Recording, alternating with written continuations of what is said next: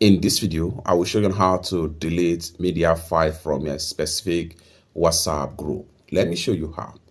Open up your WhatsApp app.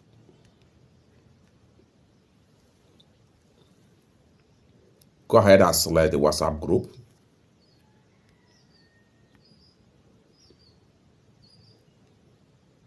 Then go ahead and click on the WhatsApp group name.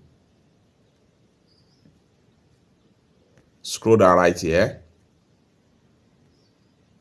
until you get to manage storage. Then you have all WhatsApp media file right here. Go ahead and click on select all if you want to delete all.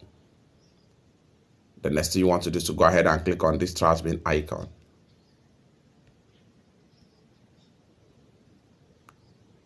Delete items. Go ahead and hit on delete. I'm going to click on delete right here. Boom, everything has been deleted. You can review and delete as many as possible media files from any WhatsApp group in order to free up more storage space in your WhatsApp. For more useful tutorial tips and tricks like this, consider to subscribe. Thank you so much for watching, and I hope to see you in my next video. Bye for now.